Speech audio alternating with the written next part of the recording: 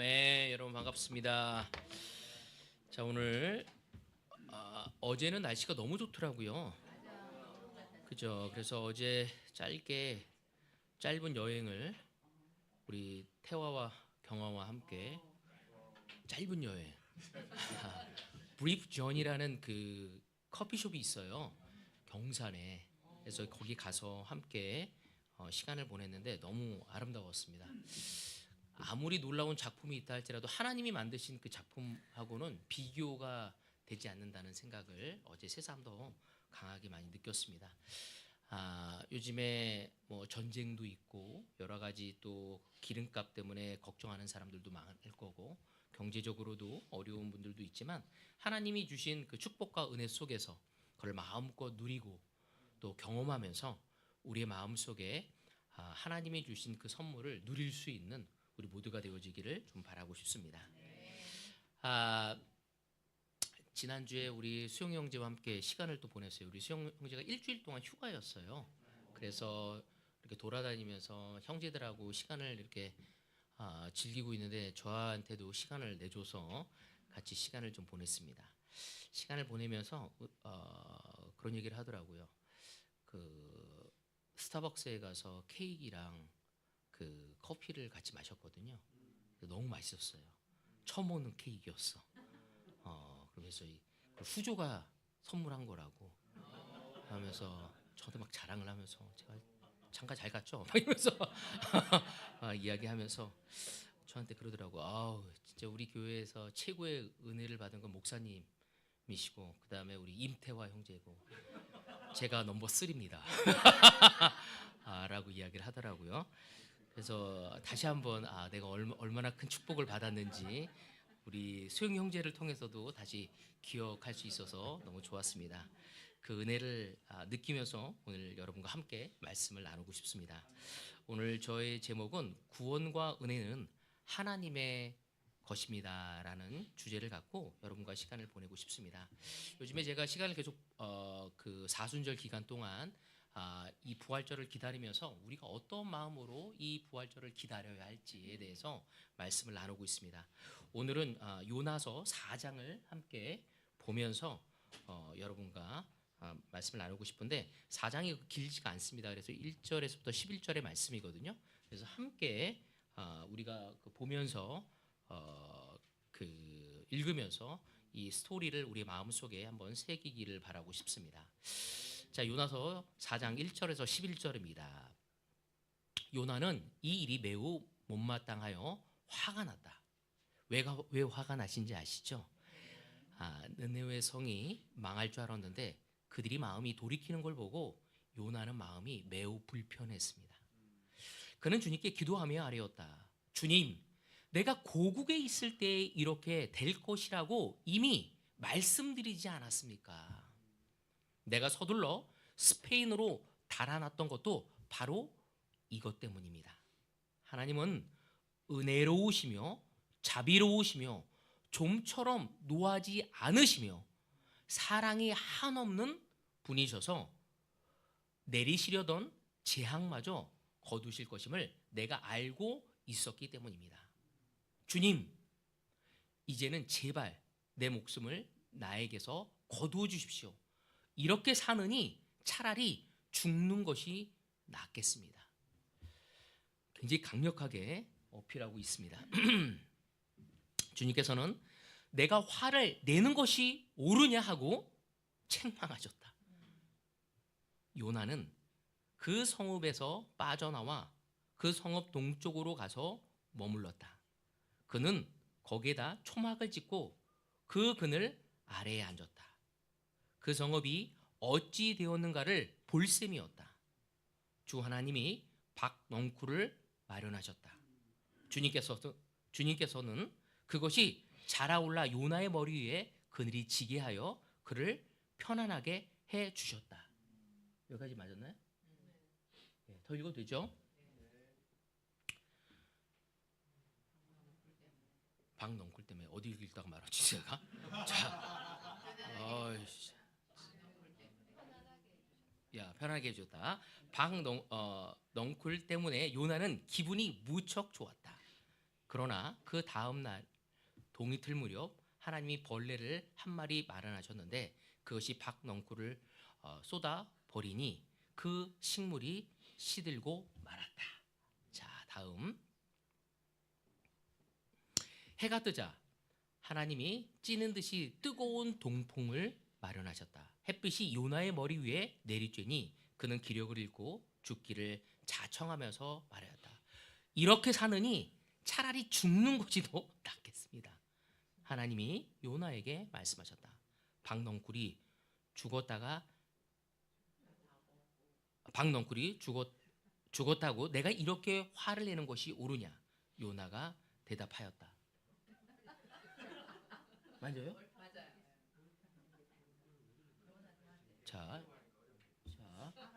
자, 요나가 화가 나서 제가 어디 읽었다가 자꾸 이거랑 맞추려고 했더니 헷갈려 죽겠어 지금. 저는 화가 나서 죽겠습니다. 자, 다음. 이제부터 읽을 수 있겠습니다. 주님께서 말씀하셨다. 내가 수고하지도 않았고 내가 키운 것도 아니며 그저 하룻밤 사이에 자라났다가 하룻밤 사이에 죽어버린 이 식물을 내가 그처럼 아까워하느냐. 하물며 좌우를 가릴 줄 모르는 사람들이 12만 명도 더 되고 짐승들도 수없이 많은 이 큰 성읍 느느웨를 어찌 내가 아끼지 않겠느냐. 이 요나서 4장은 하나님의 마음, 하나님의 성품을 아주 깊이 묵상할 수 있는 장입니다. 요나서는 단순히 어떤 선지자의 이야기로 끝나지 않고 오늘 우리가 살아가는 우리 그리스도인들에게 우리의 마음을 비출 수 있는 아주 놀라운 거울이라고 이야기할 수 있습니다. 그래서 이 4장을 통해서 저는 첫 번째 포인트를 이렇게 한번 만들어 봤습니다. 하나님의 은혜를 불편해하는 인간의 마음이죠. 본문에서 요나는 하나님께서 느느웨를 용서하신 일을 보고 크게 분노합니다. 그래서 4절에 보면 이런 얘기를 하고 있어요. 4절에 보면 주님께서 아렸다고 얘기하면서 뭐라고 하냐면 하나님은 은혜로우시며 자비로우시며 좀처럼 노하지 않으시며 한없이 사랑이 한없는 분이시다라고 이야기를 하고 있습니다. 사실 이 얘기는 너무 좋은 얘기 아닙니까? 은혜롭고 자비롭고 쉽게 노하지 않고 사랑이 풍성하다는 것은 사실 이스라엘이 늘 찬양하던 하나님에 대한 신앙에 대한 고백이었습니다. 그래서 출애굽기에 보면 이런 얘기가 나와 있어요. 출애굽기 34장 6절에 보면 동일하게 이렇게 표현하고 있습니다. 주님께서 모세의 앞으로 지나가시면서 선포했다. 주 나는 자비롭고 은혜로우며 노하기를 더디하고 한결같은 사랑과 진실이 풍성한 하나님이다. 여기서 우리 한 가지 알아야 할 게 뭐냐면 여러분은 하나님에 대해서 어떻게 느끼고 있습니까? 정말 이런 하나님이라고 느끼고 있습니까? 제가 이 구절을 읽으면서 한번 묵상해 봤어요. 나는 나의 하나님에 대해서 어떻게 느끼고 있나? 근데 많은 사람들은 하나님에 대해서 심판의 하나님으로 많이 기억하고 있습니다. 우리 하나님은 나에 대해서 뭘 기억할까요? 우리 하나님은 우리 정미자매에 대해서 뭘 기억할 거라고 생각해요? 때로는 저는 가끔가다 하나님이 내가 누굴 미워한 거, 내가 하나님이 이리 가라고 하는데 내 이기심 때문에 이쪽으로 간 거, 내가 욕심을 낸 거, 내가 음란한 생각을 한 거, 내가 거짓말을 한 거, 하나님보다 세상을 더 사랑한 것, 이런 것을 더 많이 생각할 거라고 저는 생각할 때 많습니다. 그래서 그런 죄를 졌을 때, 내가 좀 무너졌었을 때 죄책감이 너무 많이 오고 하나님 보기가 부끄럽고 무섭고 이러다 내 삶이 잘못되는 거 아니야? 라고 생각되어질 때가 너무 많다는 거죠. 근데 저뿐만 아니라 너무 재밌었던 건 어떤 한 형제가 저에게 와서 콰이트함을 이유가 책임감 때문에 한다고 하더라고요. 여러분은 콰이트함을 어떤 마음으로 하고 있습니까? 하지 않으면 나쁜 제자가 되기 때문에, 교회를 나오지 않으면 나쁜 제자이기 때문에, 헌금을 하지 않으면 올바르지 않기 때문에, 내 머릿속에 잠시 누군가에 대해서 미움과 시기하는 마음이 생겼을 때 나는 옳지 않은 제자구나. 수많은 사람의 교회를 떠난 사람들을 보면은 그들이 그렇게 죄를 짓고 나서 사랑의 하나님보다는 정죄하시고 심판하는 하나님에 대해서 무섭고 두렵기 때문에 미안한 마음이 생겨서 어떻게 되냐면 나중에 그 하나님을 생각하지 않으려고 하죠. 그리고 나는 하나님의 뜻을 따라가기에 부족하고 안 맞는 사람이라고 생각합니다. 근데 우리의 하나님은 무엇을 기억하냐면 여기에 나온 말씀대로 은혜로우시고 자비로우시고 노하기를 더디하시고 사랑이 풍성하신 분이에요. 히브리서의 기자도 우리에게 이야기를 하나님은 우리가 선한 일을 한 거, 우리가 사랑한 거, 우리가 헌신하는 것을 기억하신다고 합니다. 근데 이 세상의 법칙은 나쁜 것을 더 많이 기억하고 있거든요. 사람들이 서로의 관계 속에서 그 10가지 중에 9가지를 봉사하고 하나를 실수해도 사람들은 그 하나에 더 눈이 많이 가요. 그것이 이 세상의 이치거든요. 우리의 배우자가 나에게 10개 중에서 9가지를 잘하고 하나를 못해도 우리 마음이 어때요? 그 하나 때문에 짜증나고 화나고 나를 사랑하지 않는가 하고 의심하는 마음을 갖게 되어집니다. 그러다 보니 우리 하나님에 대해서도 그렇게 잘못되어지게 생각할 때가 있다는 거죠. 근데 우리 하나님은 우리를 너무나 사랑하시고 우리의 잘못을 기억하기보다 우리를 품어주시려는 분이라는 거죠. 여러분 누가복음 15장에 보았을 때 탕자 이야기도 그렇지 않습니까? 그가 진짜 재산을 갖고 너무너무 나쁜 아들이었어. 진짜 먼 곳에 가서 탕진하고 나서 비참하게 돼서 아버지에게 돌아왔을 때 아버지가 그를 저 멀리서 오는 걸 보고 어떻게 하셨죠? 그에게 달려갔어요. 그리고 달려가서 뭐 하셨어요? 싸다기를 날렸습니까? 이 버르장머리 없는 놈아, 빠! 네가 이럴 줄 알았다, 빠! 이렇게 때렸나요? 그럼 어떻게 하셨어요? 안아줬어요. 잃었다가 찾은 아들이고 죽었다가 하는 아들이라고 그를 품고 파티를 보여준 게 우리 아버님이셨죠. 우리 하나님이 바로 그러한 분이라는 것을 우리는 알아야 합니다. 오늘 이 예배도 하나님은 우리 각 한 사람 한 사람들을 사랑하고 아끼고 네가 드디어 왔구나.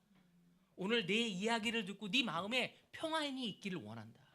내가 너와 함께하고 내가 이 21세기를 살아가는 이 대한민국에서 내가 너를 격려하고 내가 너를 통해 승리를 거두고 싶다고 얘기하시는 분이 바로 우리의 하나님이시라는 거죠. 여러분 우리는 그 하나님을 기억하고 알아야 합니다. 근데 너무 놀랍게도 요나는 지금 그런 하나님의 성품 때문에 분노하는 거예요. 그걸 알고 있다면 아멘입니다. 근데 그걸 모르고 있다면 우리는 깨달아야 돼요. 우리 하나님이 어떤 분인지. 근데 요나는 지금 그 하나님을 너무나 잘 알고 있어. 근데 그 하나님의 그 성품, 사랑이 많고 자비하시고 은혜로우신, 화를 더디내시는 그 하나님을 너무 잘 알고 있어서 분노합니다. 왜 그렇죠? 하나님의 은혜가 자기 원수에게 임했기 때문입니다. 요나는 자신이 하나님께 반역하였을 때는 어떻게 해요? 맞아요. 하나님 살려주십시오. 간절히 기도했던 사람입니다. 그리고 하나님은 그 기도를 들어주시고 그를 다시 한번 품어주십니다. 성경은 우리에게 아주 분명히 이야기를 하고 있습니다. 로마서 3장에 보면 모든 사람이 죄를 범하였습니다. 누가 죄를 범했다고요? 모든 사람이. 하나님은 우리 모두가 죄를 범했다고. 그래서 사람은 하나님의 영광에 못 미치는 처지에 놓여 있습니다. 여기는 사도 베드로가 들어갈까요? 안 들어갈까요? 들어가요. 사도 요한도 들어가고 바울도 들어가고 사도들도 모두 다 죄를 졌고 하나님의 영광스러운 그 기준에 미치지 못했다고 성경은 우리에게 이야기하고 있습니다. 결론은 우리 모두가 죄인이라는 거죠. 하나님의 은혜와 사랑이 필요한 존재라는 것입니다.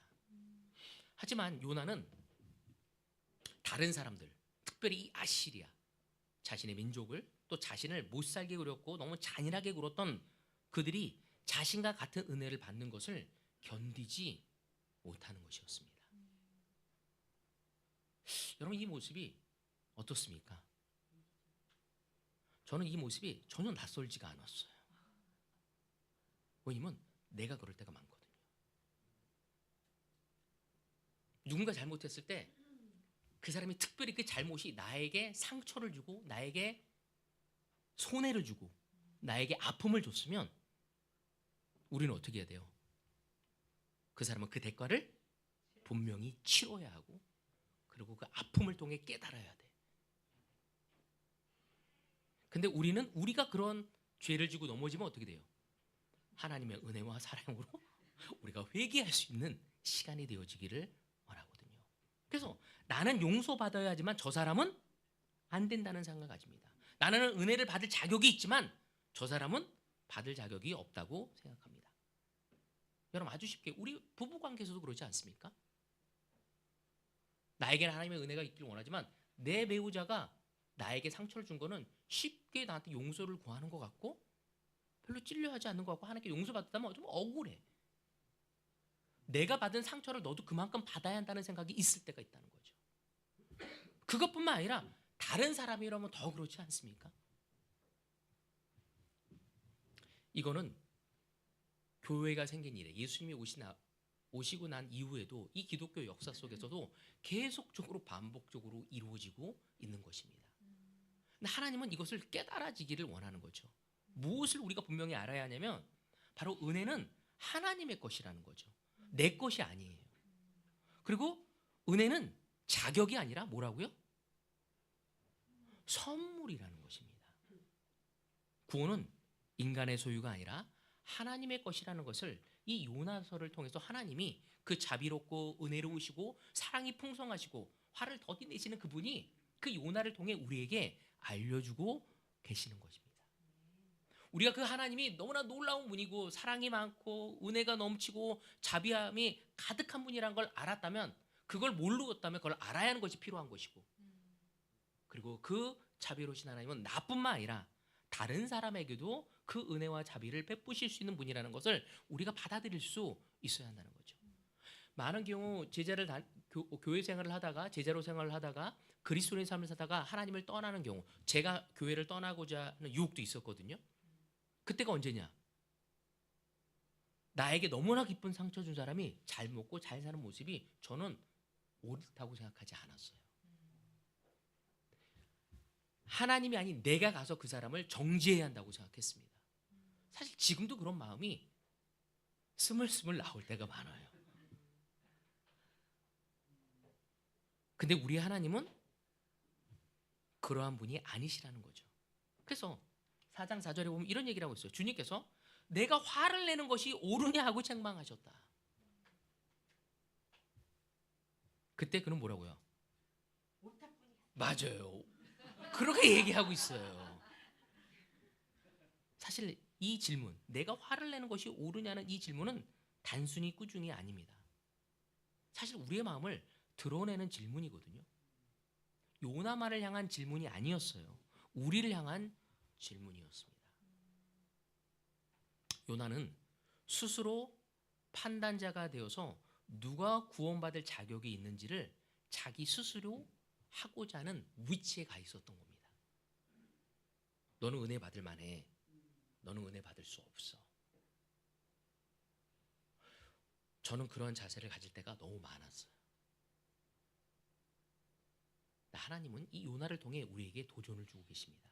사랑이 많으신 그 하나님께서 은혜는 내 것이고 구원은 나의 것이고 너희의 소유물이 아니라는 것을, 내가 너희를 은혜롭고 자비롭게 대하듯이 너가 미워하는, 네가 판단하는 그 또한 나는 그를 소중히 여길 것이고 자비를 베푸실 것을 이야기하고 있습니다. 우리도 종종 스스로 판단자가 되어서 누가 구원받을 자격이 있는지를 결정하는 것이 얼마나 조심스러운 것인지, 누군가 죄를 지고 있었을 때 그가 죄라는 것을 이야기하는 것은 바른 것입니다. 하지만 그 죄로 인해서 구원을 받고 안 받고는 하나님이 선택해야 할 부분인 것을 우리는 알아야 하는 거죠. 이사야서 55장 8절에서 9절에 보면 이런 말씀을 합니다. 나의 생각은 너희의 생각과 다르며 너희의 길은 나의 길과 다르다. 여러분, 우리가 영적인 삶을 살다가 늘 이것을 기억해야 합니다. 우리가 어느 정도 영적인 삶에 익숙해지고 자기가 영적이라고 생각되어졌었을 때 나의 생각과 하나님이 다를 수 있다는 그 겸손함을 갖지 않을 때 우린 독선적으로 되어지고 고집스러워지고 그리고 교만한 사람이 되어질 수밖에 없습니다. 주님께서 하신 말씀이다. 하늘이 땅보다 높듯이 나의 길은 너의 길보다 높으며 나의 생각은 너의 생각보다 높다고. 우리 주님의 생각이 늘 우리보다 높다는 것을 우리는 기억해야 합니다. 하나님의 기준은 우리 기준과 다르다는 것을 우리는 늘 깨닫고 주님의 뜻이 무엇인지를 생각해 봐야 하는 것이죠. 하나님은 아주 분명하게 선언하십니다. 구원도 자비도 사랑도 이 모든 것은 하나님의 것이라는 것을 이야기하고 있는 거죠. 사실 느느웨 사람들은 악했고 폭력적이었고 무지했습니다. 그래서 요나는 어떻게 했죠? 그들을 정죄했습니다. 하지만 하나님은 어떻게 하셨죠? 다르게 보셨습니다. 11절에 보면 하물며 좌우를 가를 줄 모르는 사람들이 12만 명도 더 되고 짐승들도 수없이 많은 이 큰 성읍 느느웨를 어찌 내가 아끼지 않겠느냐. 좌우를 분별하지 못하는 사람들. 요나는 좌우를 분별할 수 없는 그들을 어떻게 봤다고요? 죽어야 할 사람들로 본 거예요. 심판을 받고 정죄받아야 할 마땅한 존재로 보고 있었습니다.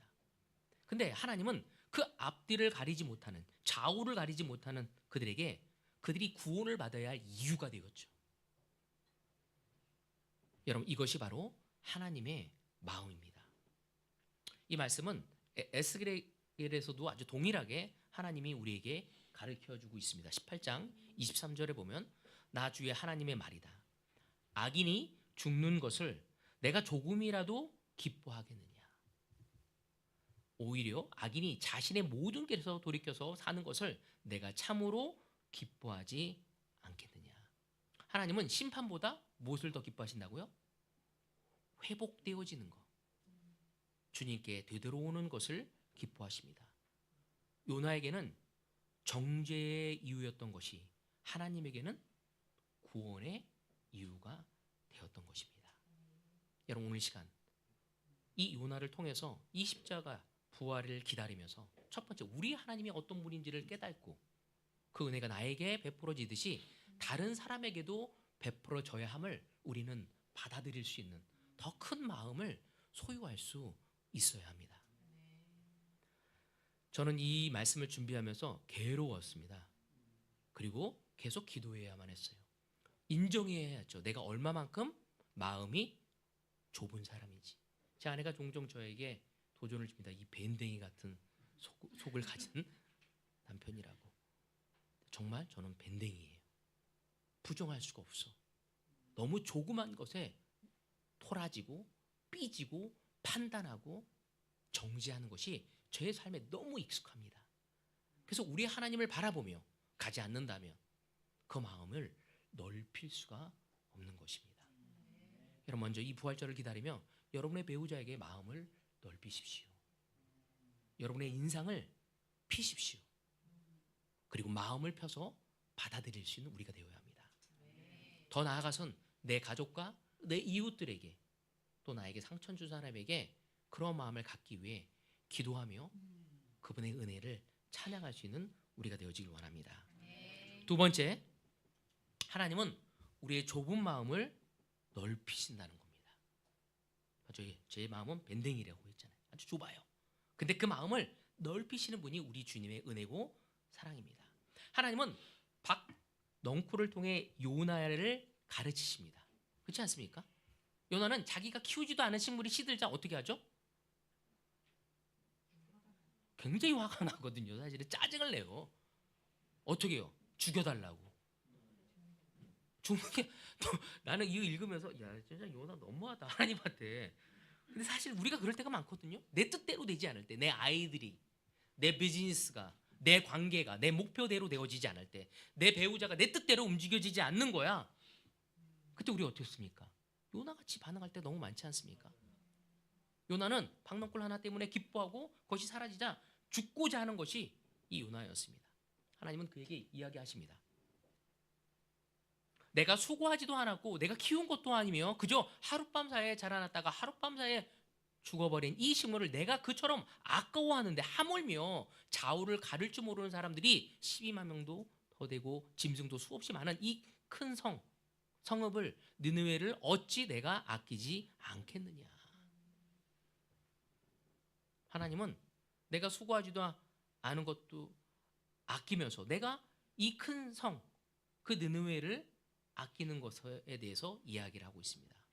여기서 우리는 아주 중요한 진리를 깨달을 수 있습니다. 그게 뭘죠?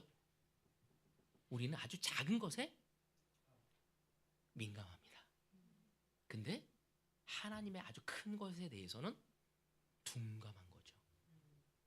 저는 지금까지 제자 삶을 36년 동안 살아올 때 그럴 때 너무 많습니다. 내가 계획하고 내가 뜻하는 대로 되지 않았었을 때 너무 실망합니다. 하나님은 얼마나 크신 분인지를 기억하지 못하는 거죠. 내 때의 모든 것이 이루어져야 하는 거야. 내가 계획한 대로 다 되어야 하는 거야. 그렇게 되지 않으면 하나님이 역사하시는 것 같지도 않고 살아계신 것 같지도 않고 뭔가 내가 잘못되어졌다고 생각할 때가 너무 많은 거죠. 우리는 잠시 나의 작은 것에 대해서 예민한 것을 내려놓고 하나님의 마음을 생각해 봐야 합니다. 우리는 내 감정에 예민하고 민감하고 타인에 대해서 너무나 무감각할 때가 많습니다. 하나님은 오늘 이 시간 우리의 시선을 바꾸길 원하고 있습니다. 내 마음의 눈이 아니라 나의 마음의 눈으로 이 세상을 바라봐야 함을. 잠시 우리가 무겁고 힘들고 잘 돌아가는 것 같지 않고 마음이 팍팍할 때 잠시 그것을 내려놓고 주님은 이것을 어떻게 생각하실까? 라고 생각해 볼 수 있는 우리가 되어야 합니다. 그때 하나님은 하나님의 뜻이 무엇인지를 말씀을 통해 또 우리의 영을 통해 이야기하십니다.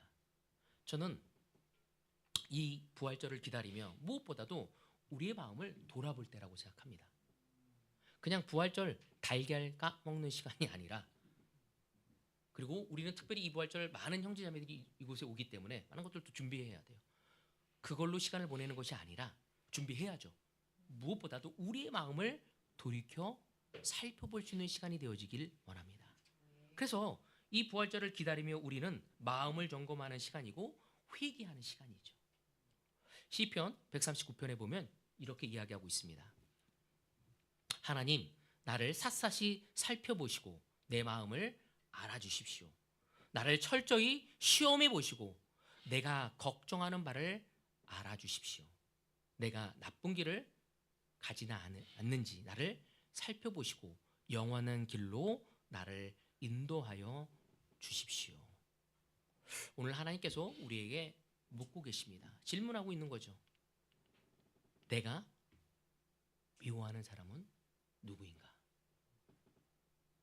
내가 용서하지 못하는 이유는 무엇인가?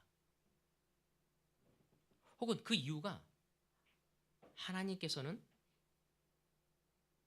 사랑의 이유가 되지 않는가? 우리는 우리 스스로의 마음을 살펴볼 수 있어야 합니다. 누군가를 정죄하는 바로 그 시점에 하나님은 그 사람을 향해 손을 내밀고 계심을 우리는 기억해야 하는 것이죠. 그래서 우리의 마음을 살펴봐야 합니다. 당장 우리가 받은 상처, 우리가 받은 아픔, 우리가 받은 손해, 그것만을 기억하는 것이 아니라 하나님은 이거를 통해서 더 크게 무엇을 생각하시고 무엇을 이루고자 하시고 나에게 무엇을 훈련 주시고자 하시고 내가 어떻게 그분에게 다가가기를 원하시는지를 고민하고 생각해 볼 수 있는 우리가 되어줘야 합니다. 우리가 미워하는 바로 그 사람이 하나님이 사랑하는 사람이라는 것을 우리는 알아야 하는 것이죠. 여러분, 때로는 우리가 아이를 키우다 보면 아이들이 서로 싸울 때가 있습니다. 그래서 첫째 아이가 둘째 아이를 미워할 때가 있고 둘째 아이가 첫째 아이를 미워할 때가 있습니다. 부모로서 그것을 지켜보면 어떻습니까? 나는 첫째 애가 마음이 가. 너를 응원할게. 그럽니까? 아니거든요. 아무리 내가 봐도 첫째 애가 정당하다고 해도 100% 정당하진 않거든요.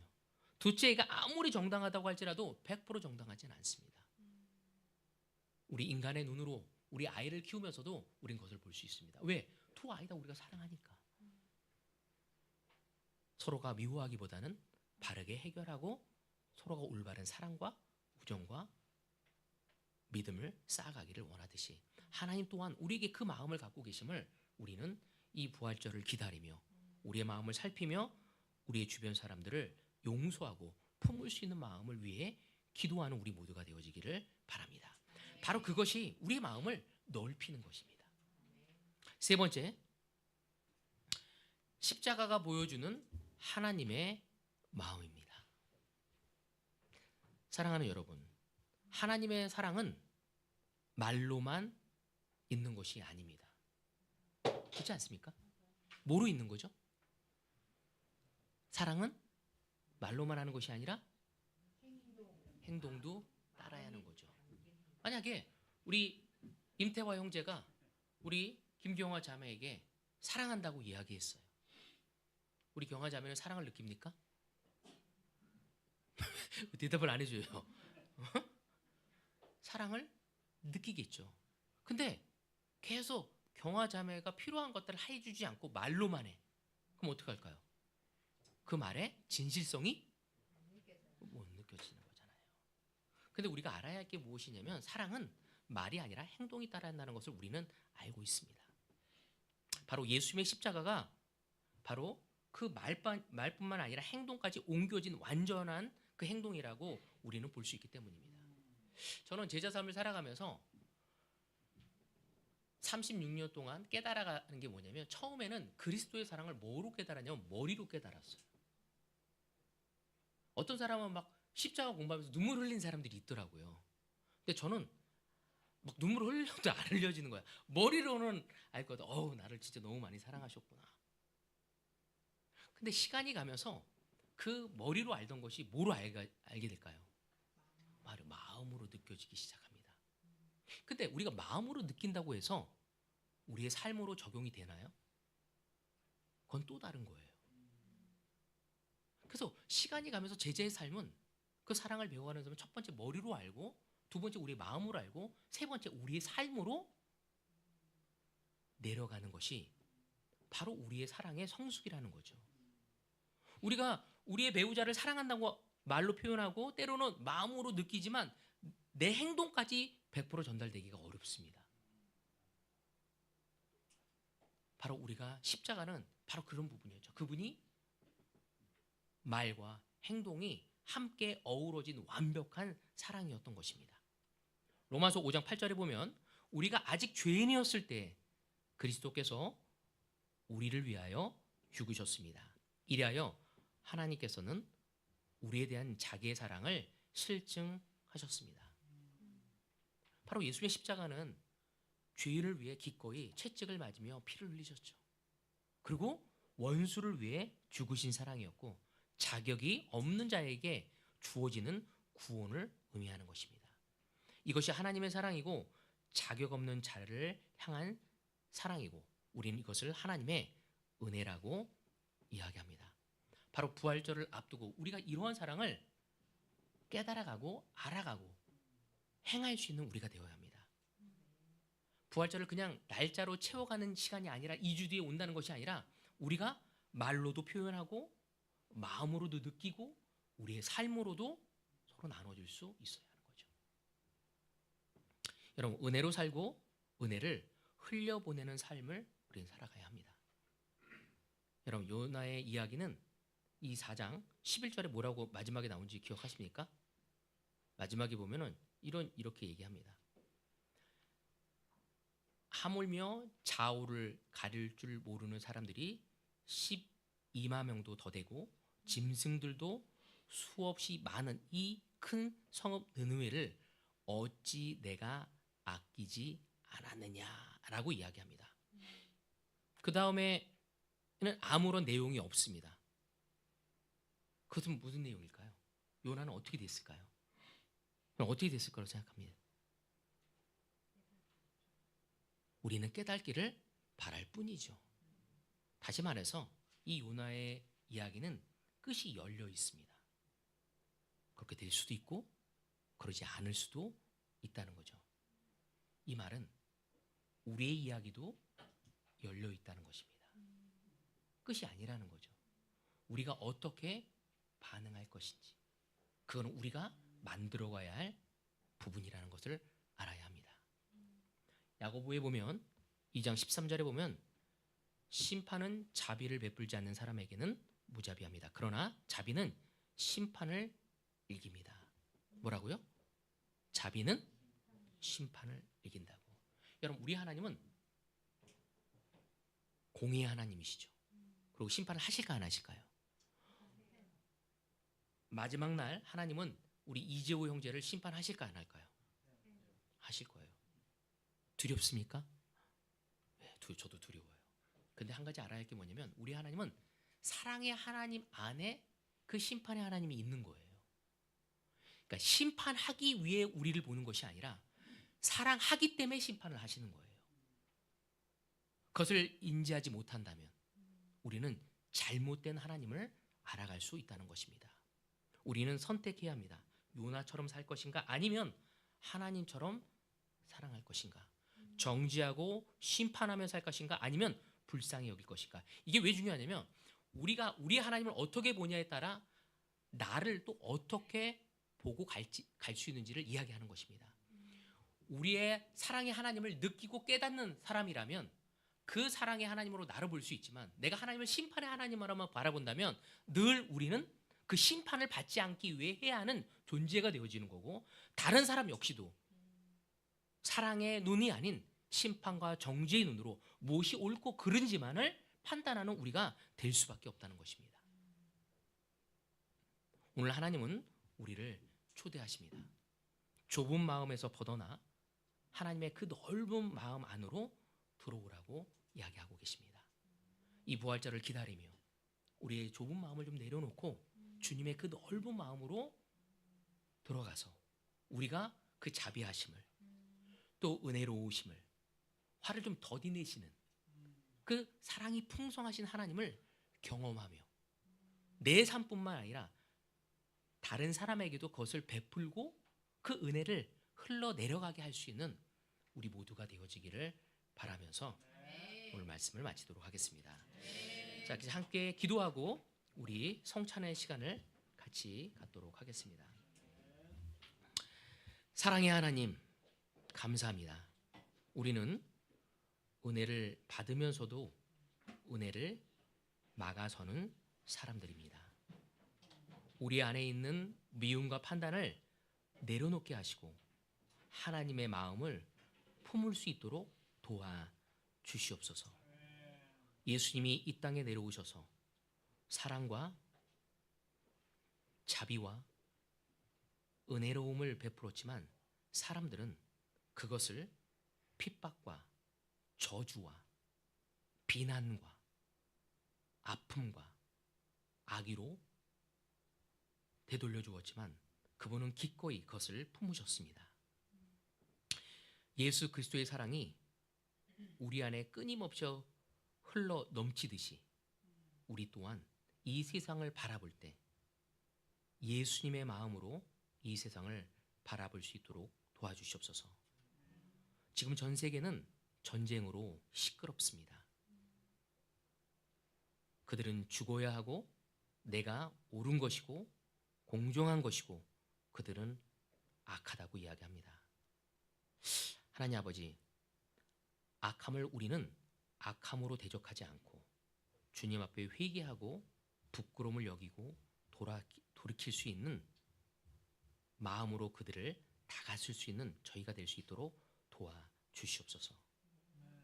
우리가 이기적으로 우리만을 바라보는 것이 아니라 하나님의 눈으로 이 세상을 바라보며 그들을 품을 수 있는 넓은 마음을 가질 수 있도록 도와주시옵소서.